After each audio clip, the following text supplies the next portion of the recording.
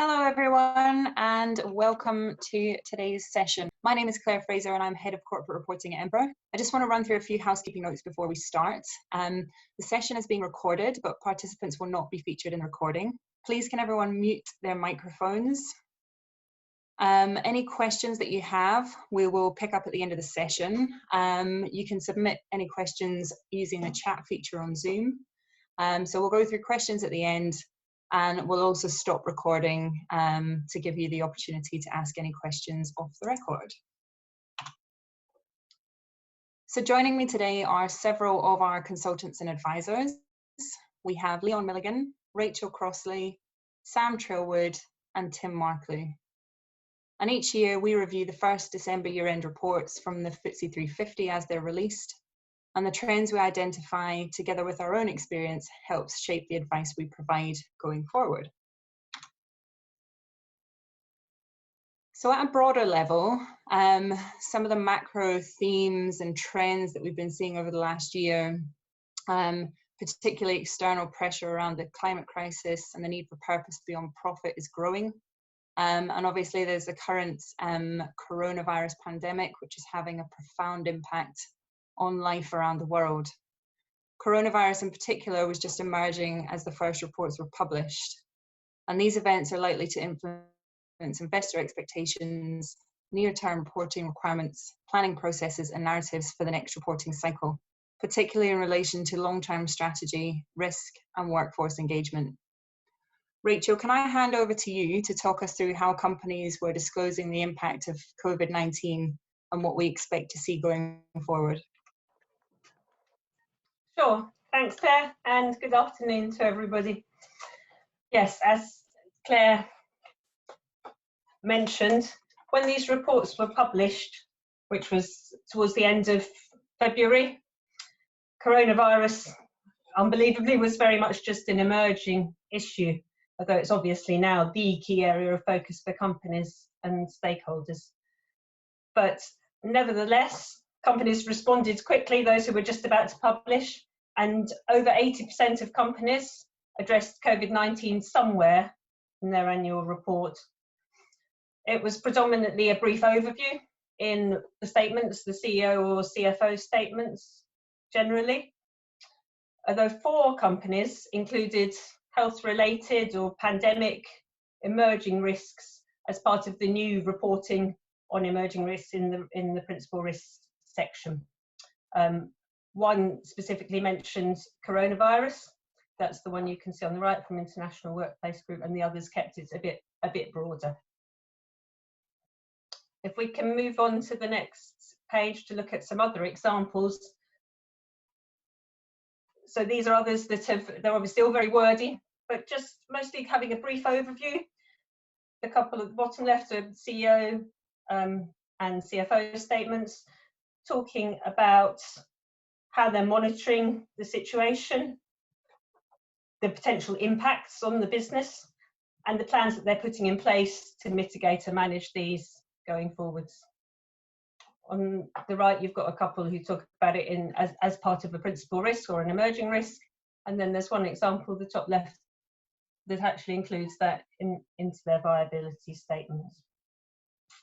As I said, these were very much the first reports and did well to include anything on it. So going forward, we would expect to see a lot more detail on COVID-19 in the annual reports. And it's obviously important for companies to be providing transparency and a quality disclosure on the possible impacts on the business and mitigation measures. So we'd expect to see it in the statements, and particularly though in the risk and viability reporting in the annual report, and aligned with the communications that you're putting out otherwise around COVID-19 and its impacts. I'd now like to hand back to Claire. Thank you, Rachel. So in terms of what we are seeing, this year we've seen the first reporters who have fully responded to the revised governance code and some of the new reporting regulations. We ourselves have identified 5 key trends that indicate the direction companies are taking in 2020. So we have purpose becoming more prominent, responsibility becoming mainstream, greater consideration of stakeholders, more authentic storytelling, and more of a focus on cross-channel reporting. So we're going to work through each of those 5 trends just to share some of our findings and take you through some good examples that we've come across. So in terms of purpose, last year our findings showed that purpose was starting to gain traction, with over half of companies stating their purpose in the annual report. This year we've seen that number increase. The best examples that we saw demonstrated that purpose really was at the core of business strategy, and there was a clear alignment between purpose, strategy and culture. There were a few companies who only mentioned purpose within the governance section, which suggested to us that that might just be a compliance exercise with the new governance code. There wasn't much evidence of that purpose being truly embedded within the business itself. And then in terms of culture, 96% of the reports we reviewed included a description of culture or values. But in terms of meaningful reporting, only about 60% demonstrated how culture and values help them to drive performance and long-term success. Now, Lloyd's was a firm favourite of mine last year, and it remains so in terms of the way their purpose, helping Britain prosper, is evidenced through stakeholder outcomes. So there's very clear alignment there between the overarching purpose and then how that translates to outcomes for different stakeholder groups. A lot of the banks talk about being purpose-led or purpose-driven, possibly because they have come under more scrutiny than most in terms of banks being very explicit with their purpose and how that aligns to strategy. Prosperity and diversity were common themes, as were supporting and connecting customers and putting customers first. So Barclays in particular expressed this alignment through KPIs that were stakeholder specific. And in terms of monitoring culture, which has been a particular area of challenge for a lot of companies this year, Smith & Nephew did a really good job of addressing this within their Compliance and Culture Committee report. They talked specifically about the approach that they had decided to take for their business and how they were, how the board itself was monitoring the culture across the business. So I'm now going to hand over to Sam, who's going to talk more about sustainability reporting. Thanks, Claire.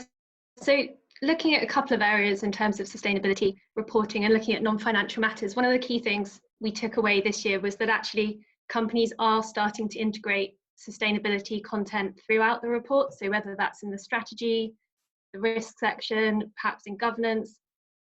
And in terms of strategy, 64% of the reports integrated some sort of non-financial matters into their strategy versus 52% last year. And there's just a small graph at the bottom showing the different types of non-financial matters were incorporated, employees being the biggest one, which I think isn't too surprising. And it's positive to see that companies are integrating more of this content into the report, but there is still a need, companies are seeing a need for having a separate standalone sustainability section still. So 88%, only a couple didn't include one this year.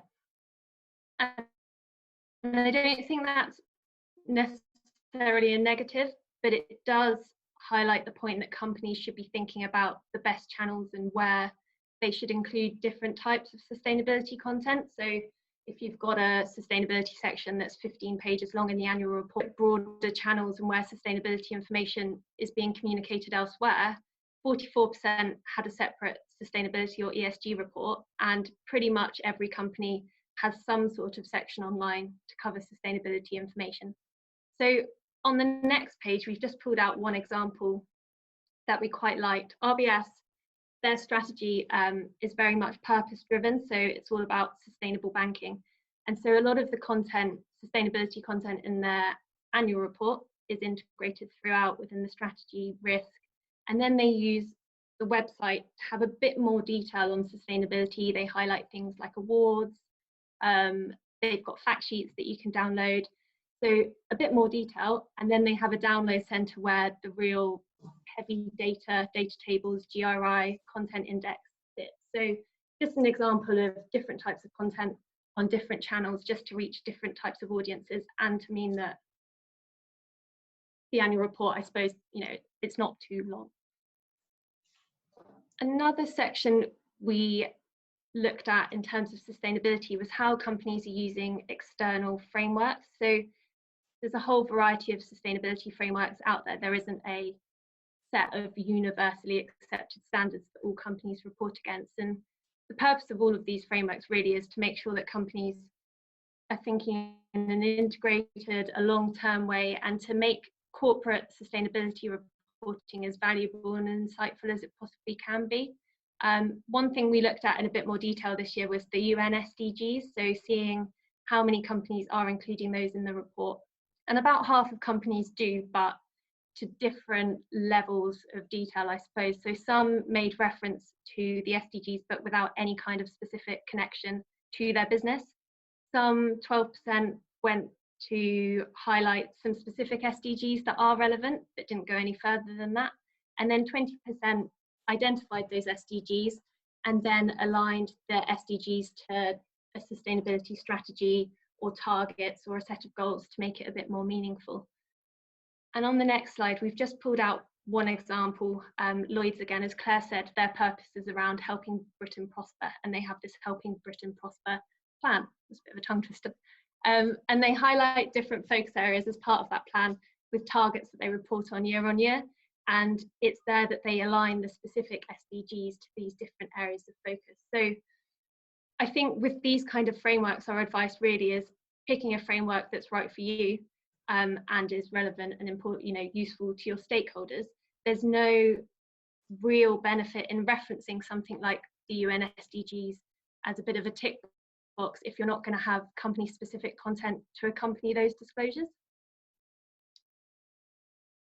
If we go on to the next slide, so the final area we looked at in a bit more detail this year was around climate change specifically.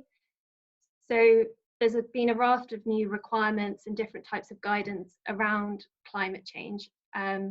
Probably the one that behind energy and carbon reporting requirements, and that extends the GHG emission disclosures that already exist for main market companies.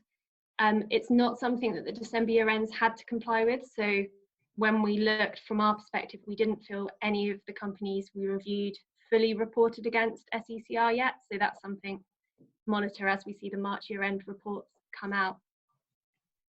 Another set of recommendations or guidance that isn't compulsory yet, it's still voluntary, is TCFD, so the Task Force on Climate Related Financial Disclosures.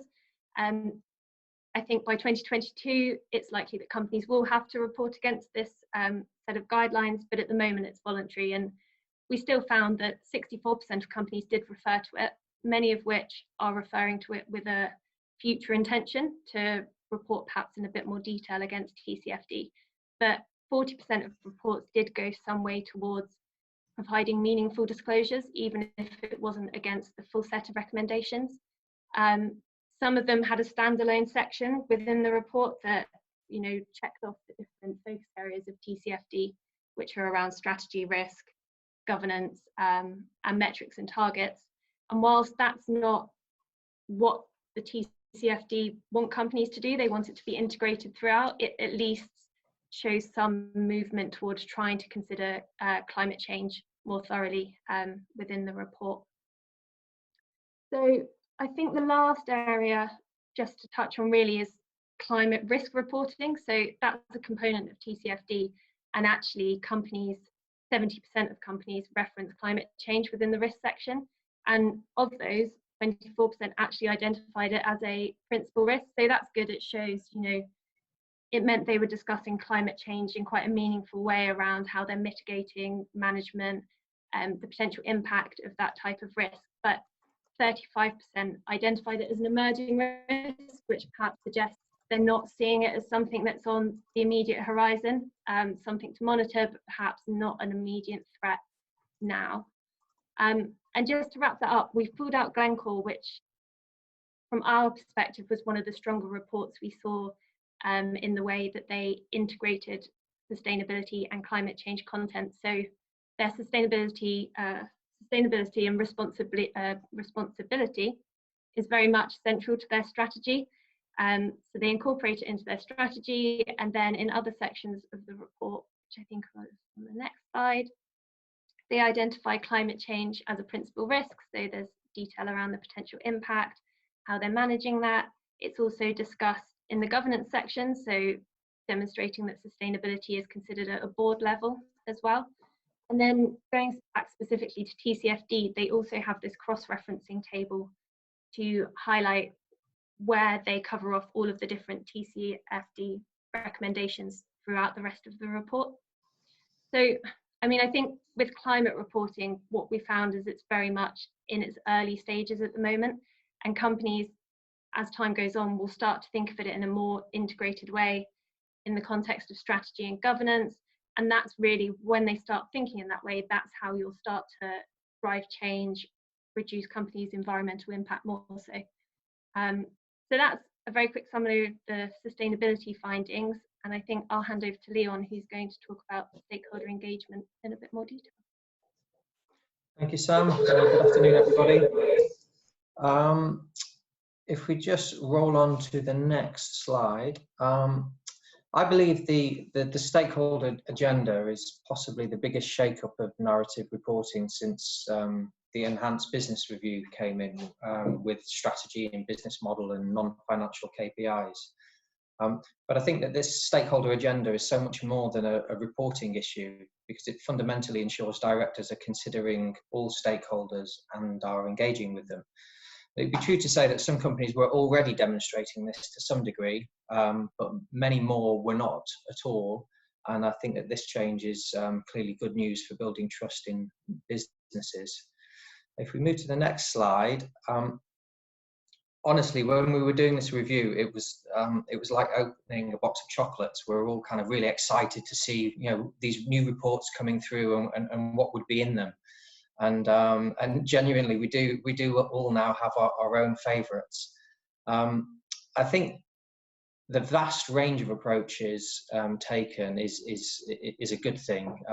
There's a whole number of reasons why there are so many different ways that this has been tackled. I think we've got the fact that the regulations overlap, that the guidance from BIS and the FRC was intentionally broad so that we didn't have cookie cutter approaches.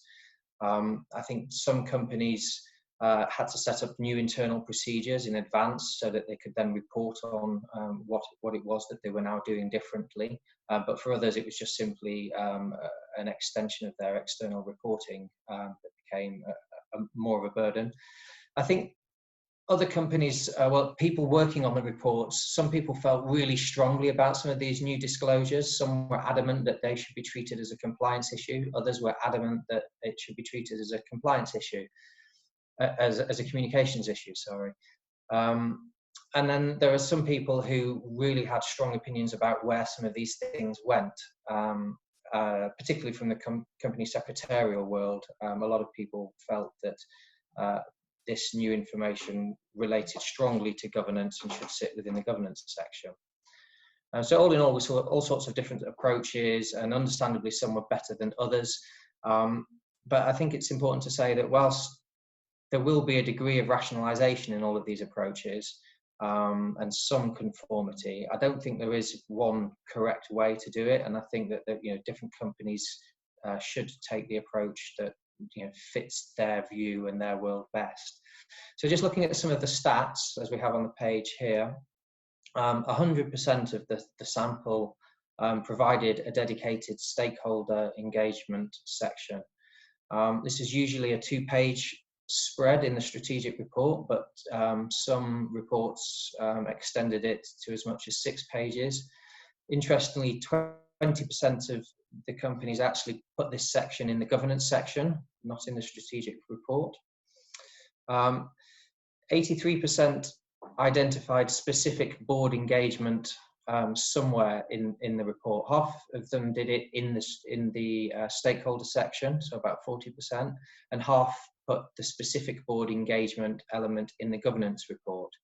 which sometimes looked a little bit peculiar because we had this stakeholder section in the strategic report in some cases which didn't discuss board engagement directly, and then that was tackled in the governance section separately.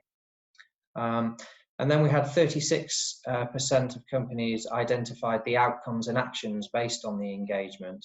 I think that's quite a low figure, and we would think that that is an important aspect of this. It's not just reporting about what you should do in a generic sense. It should be reporting what you did do in the year and what happened as a result.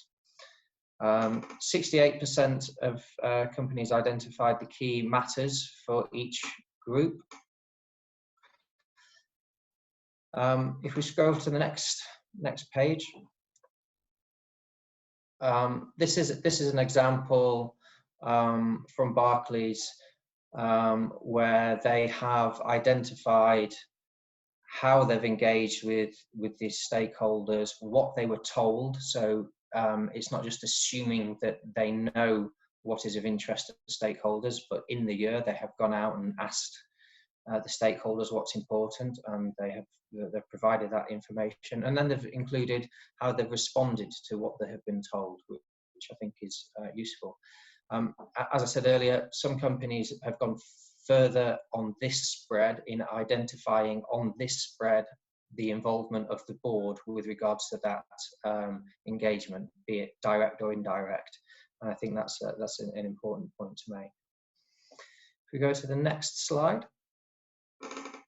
In terms of the workforce engagement mechanism, almost half of the sample identified a NED as responsible for workforce engagement. 36% continued with a board-wide responsibilities, i.e., they didn't change anything from what they had done before. It was just the board en masse that were responsible through the multiple different channels that they do engage directly and indirectly with the workforce. 12% already had or adopted a workforce panel. Two of the three in this group also identified that NEDs were involved in that workforce panel. Those numbers at the top there, they don't quite add up to 100%. That's because there was one company in the sample that had no employees whatsoever. The management team were employed by an advisory company, and therefore they didn't comply with this at all. And the point at the bottom there, 36% only disclose the mechanism. Again, I think this is an area for improvement, in that companies should be doing more than just saying what the mechanism is, but they should be saying how it's performed, what they found out through the mechanism and what they're doing about it. If we go to the next slide, this is an example from Money Supermarket doing just that. So they're not just saying what the mechanism is, but they're saying how it's worked, what they're doing, what they've found out, how they're trying to drive improvements in the company through this mechanism. On to the next slide. In terms of the Section 172 statement itself, I think this is the area that we've seen the greatest divergence of approaches. Only 75% included the statement in the strategic report itself. I think that we've all had lots of debate about the logic of the Section 172 statement being in the strategic report, but I think the guidance is pretty clear that that is where it was supposed to be, but some people have felt so strongly about it being a governance issue that they have placed it in the governance report. I think in most cases there's a lot of cross-referencing going on, so they're not caught out by anybody for having done what they feel is appropriate. But I think that's an interesting stat. 48% only addressed the key board decisions and their impact on stakeholders. My feeling is that that is the area for focus with regards to the Section 172 statement. I think we'll find that in time, as Section 172 statements evolve, they will become primarily focused on the key decisions that the board have made in the year and how the directors have had regard to stakeholders in in reference to those key decisions that they have made. So it becomes a very specific kind of timely year-based section. There were 33% of the sample that essentially did the Section 172 statement as a cross-referencing tool, and I get that. That makes sense if you already consider that you've provided all of the relevant information elsewhere in the report. In a sense, it means that your Section 172 statement works a bit like a non-financial information statement. It's just simply telling you where all the information is because it's already been included. But if we turn to the next page, I do think that a better approach is the one adopted by Howdens in terms of the content, if not necessarily the placement within the report of the Section 172 statement, because they're focused on bringing to life how the directors have conformed with their duties through real life examples of things that the board have decided. So it just makes it much more meaningful and less boilerplate. It would have to be updated every year. It will be specific and it will feel like a meaningful piece of information. And that's it. Thank you. Thanks, Leon. Rachel, can I hand over to you now and get us to talk through some of the trends we've seen in governance and REM reporting? Yes, moving on, I'm going to talk a bit about how companies are starting to tell a more authentic governance story. As you know, both governance and REM reporting have seen a lot of change this year due to the updated corporate governance code and the new REM reporting requirements that we've seen come into force. And this is the first time that companies are reporting against those requirements. So the updated code guidance from the FRC has emphasised the importance of reporting in a meaningful way and avoiding boilerplate disclosures and box ticking exercises, and taking a flexible approach to demonstrate how governance contributes to long-term sustainable success. And we have seen companies starting to take this on board and adopt a shift in reporting towards more insight into their governance. Traditionally, this has been a section that's had a lot of boilerplate disclosure, a lot of information that's just been rolled over from year to year, and that is starting to change. Companies are starting to also link the elements of the governance report together to tell a more meaningful story and report in a more cohesive way, joining information across the report, so from information in the strategic report, so linking governance particularly to their strategy, to stakeholder engagement, and to the Section 172 statement, as Leon's just talked about. And there's a number of ways in which they're also providing less generic and more company-specific reporting, and therefore more insight into their activities and what's actually been going on into the year. And on the right, you can see some of the stats that show the areas that we've picked out. 60% reported on board activities and their focus areas during the year, rather than simply providing a generic matters reserved for the board or a schedule of activities that they always report on. 50% discussed the succession planning process for new directors in more depth, really explaining how that was undertaken and what they looked for when they were making appointments. And this tied in, and often there were examples and case studies showing appointments that they'd made during the year. And then in addition to information, all companies include information in board biographies, which they have to do on the board skills and experience.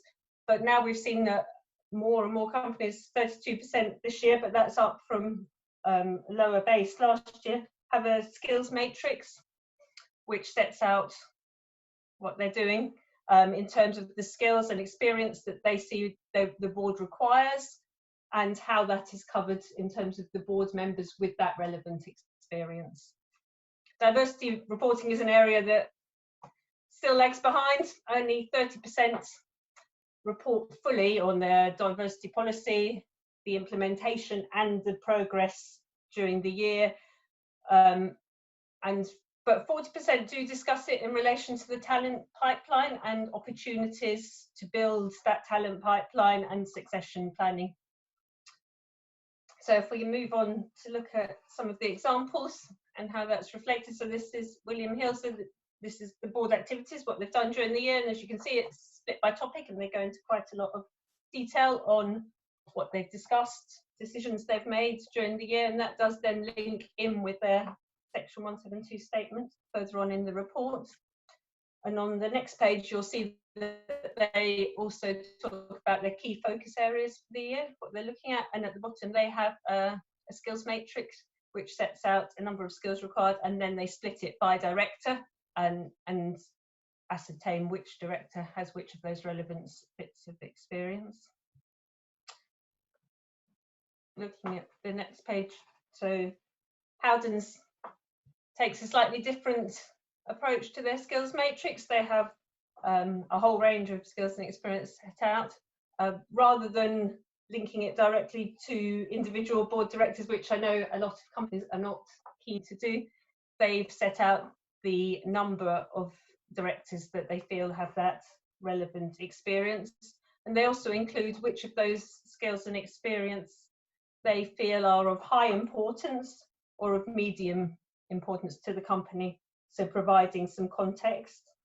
And then in terms of linking the information through, they state that they use this skills matrix to inform the board's future composition and succession planning. So that's linking through the skills matrix that's there to the discussion of succession planning and talent pipeline. And they do the same on diversity, which is on the other page.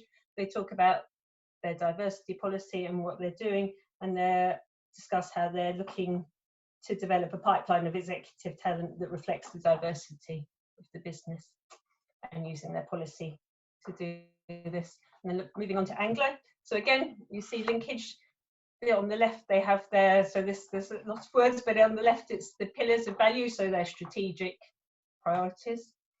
And this talks about here how they talk about this in their board discussions and activities.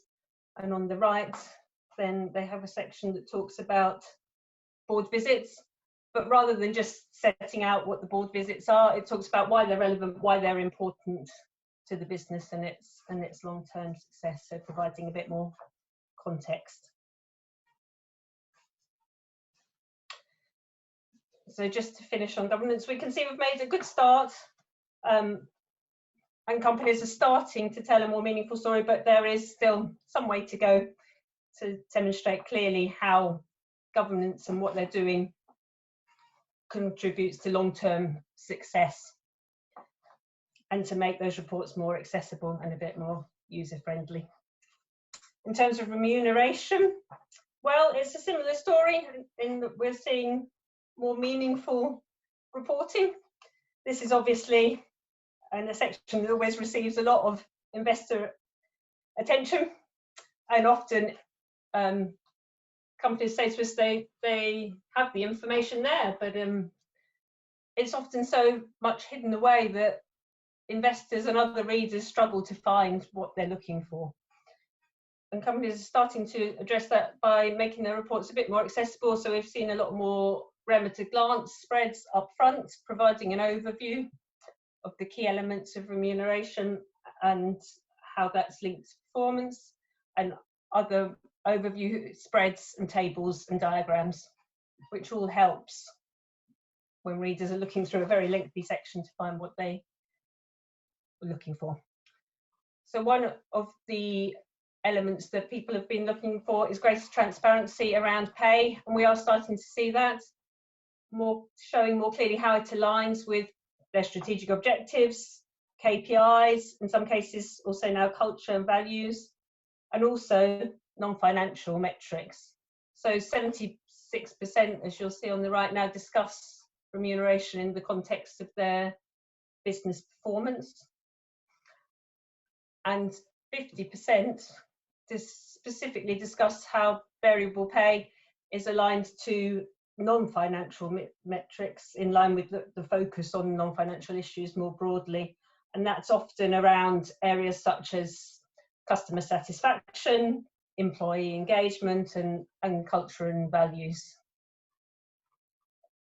Another area that's part of the new code requirements for this year is broader context. So we are seeing companies start to provide broader context around employee engagement and how they're discussing remuneration issues and any outcomes from that with their employees, and also showing alignment in their reports with wider workforce pay policy.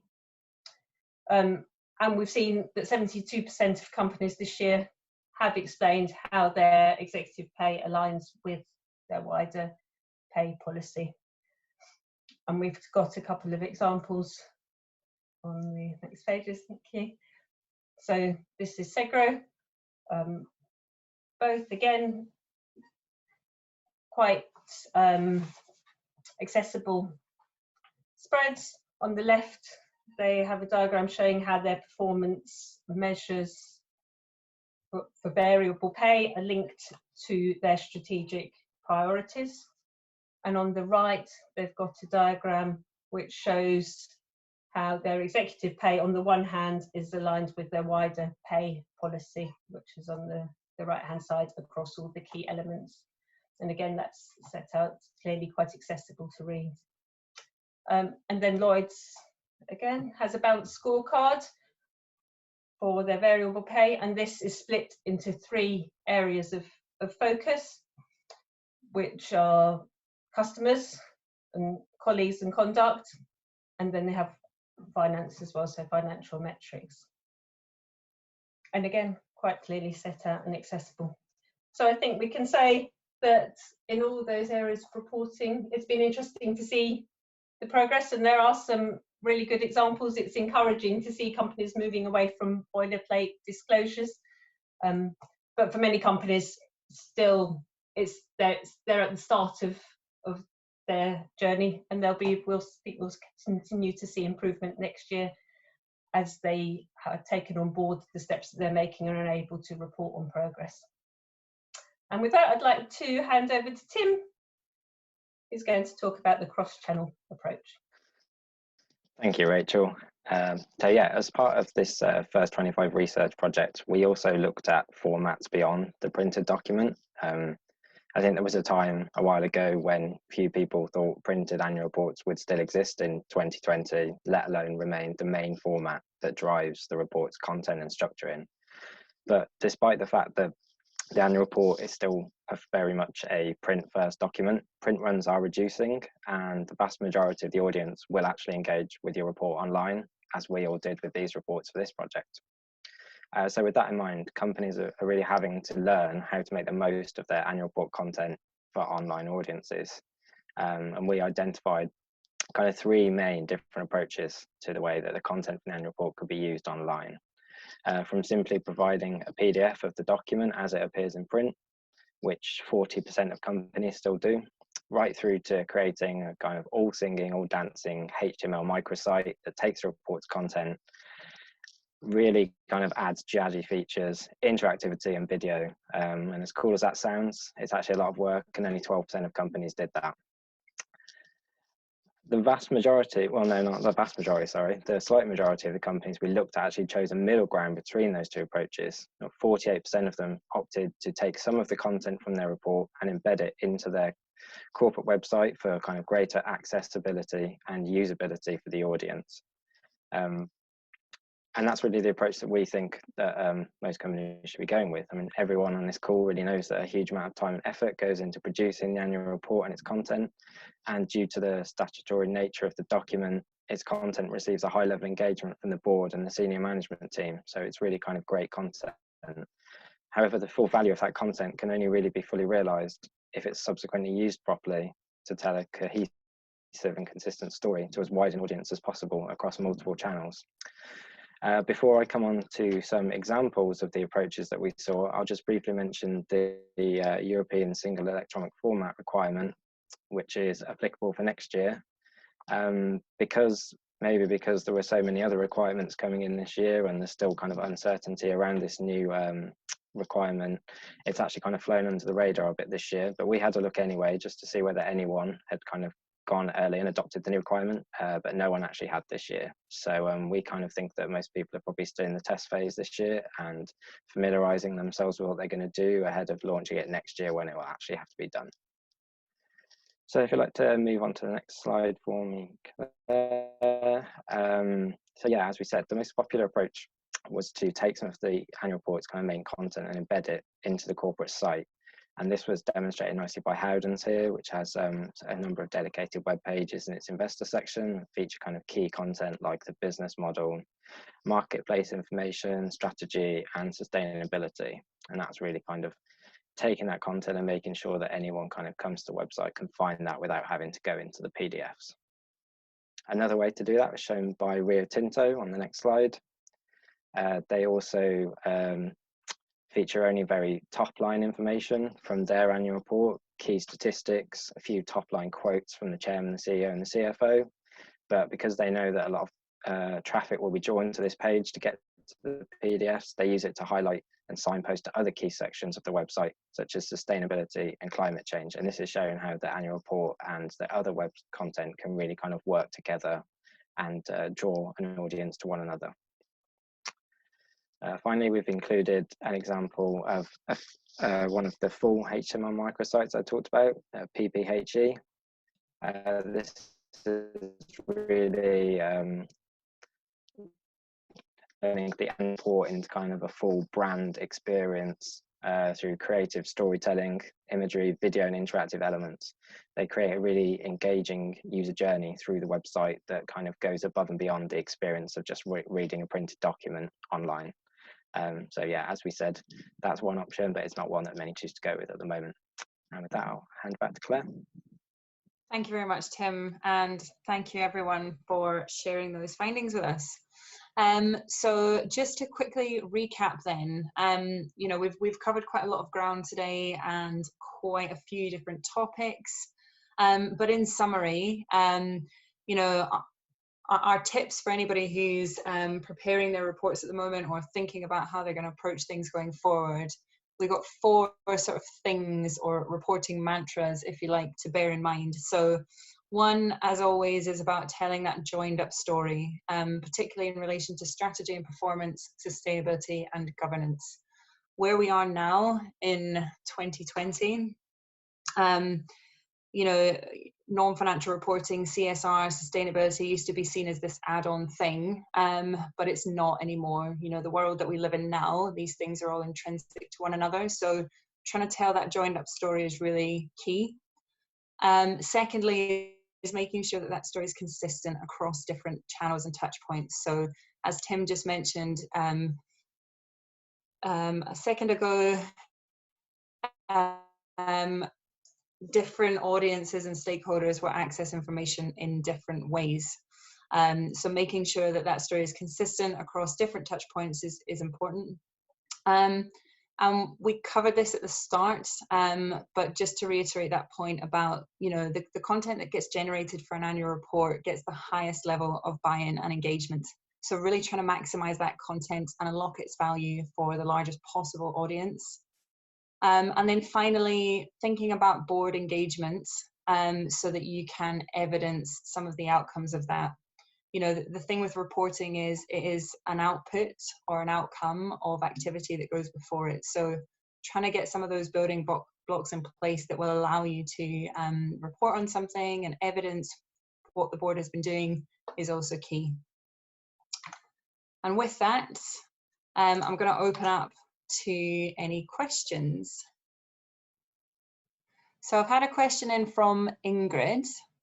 Now, Ingrid, if you're there, if you can, maybe I can just ask you to clarify what you're looking to understand with this question. So Ingrid's question is, how are companies reporting their ESG rating?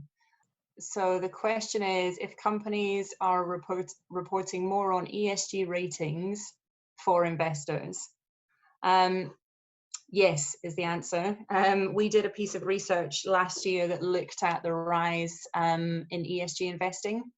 And as Sam touched on earlier, there are a lot of different standards and frameworks that are on the go at the moment. So the key thing for companies individually is to really understand what your investors are looking for, what frameworks are they rating you against, how are you performing at the moment, so are there areas that they perhaps perceive you to be lacking in, and is that an accurate reflection of where your business currently is, or is it just that they haven't had access to the information that they're looking for? So I think if you're trying to think about reporting on ESG ratings, a key part of that process is engaging with your ESG investors and really trying to understand what it is that they are looking for from you. So there's a bit of a process in there around benchmarking and analysis, materiality, stakeholder engagement, to really just understand what it is that you are being rated against as a company. So we've had a question from Dervila. With COVID-19 impacting businesses, a lot of governance initiatives may be shelved during the year due to the inability for directors to travel, visit offices, sites, etc. And thinking about workforce engagement, how would you propose companies deal with this? Leon, do you want to offer a view on that? So that's around, you know, if directors aren't able to travel to different work sites, and thinking about workforce engagement, what are some of the things companies could be thinking about in terms of how they activate that? Thanks, Claire. I think that's, it's fair to say that the virus is affecting the way we all work together, and and the way we feel about things. I think, but I don't think that the physical the physical side of directors engaging with the workforce is the whole, or should be the whole focus. There's obviously, what we're doing right now, everybody is doing around the world, and I think that companies still need to demonstrate, well, even more so, to be honest, that they are keeping their workforce engaged, and that that the workforce are morale remains high, and people are kind of in good spirits, and those that are ill are being looked after. I think all of that can all be captured. And will probably be a large focus on the stakeholder engagement going forward, because companies will want to report on how they have looked after their workforce, not just made them more efficient and productive units of production, but the human side of things, how they're looking after everybody. It's been incredibly it's impressed me how companies have changed in that way so quickly, with how they communicate through online mediums. And I think just capturing all of that in your reporting and what you have been doing will mean that when you come to disclose all that information in the next report, you'll have hopefully a lot more to say. Thank you, Leon. And then we've had another question in from Anne Campbell. Can we speculate about how COVID will change reporting? So I think what I'll give you my view, and then I'll probably open that up to the team to see, just so everyone can share their thoughts. So I would expect to see where companies are at the moment. It's very much about survival at the moment. So, business continuity, business survival. But I think over the next 3 to 6 months, we're going to start to see companies really looking at their risk profiling, their scenario modeling. So I think we're going to see risk reporting become much more of a focus over the next 6 to 12 months. And that's also going to start to drift into climate change and some of the other macro trends that have a similar impact on businesses. So Sam kind of touched on this earlier about the fact that before the pandemic, a lot of the focus was on climate change and how were businesses responding to climate change, and what was the long-term strategy and how resilient were their business models. And all of those questions are still valid. So I think if anything, we're probably going to see more scrutiny of risk reporting, scenario analysis and modelling. But I'm going to open that up to the rest of the team and see if anybody else wants to share any thoughts on how the current situation might change reporting going forward.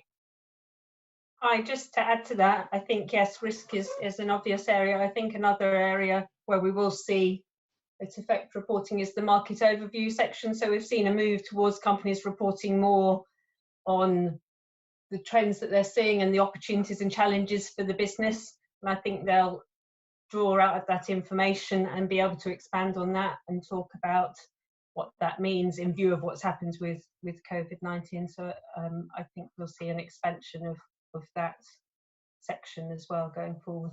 I suppose the only other thing I was going to say, and this is less about reporting in terms of content for the annual report, but touching on Tim's points around cross-channel approaches to reporting. So at the moment, there's various struggles with, getting printed documents out and how quickly companies are reacting and responding to update the markets and to update different stakeholders.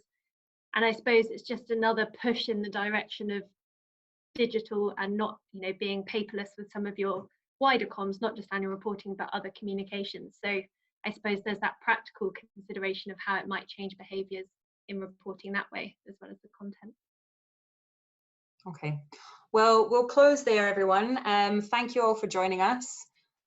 We will have the full findings of our research, and that's due to be published early next week. So this is your sneak preview, if you like. So what we'll do is we will follow up with those full findings and any other research that we think might be useful on the back of today's conversation. And if you do think of any questions that you have, then please do get in touch with us. We'd be happy to help. So thank you very much, everyone, and goodbye.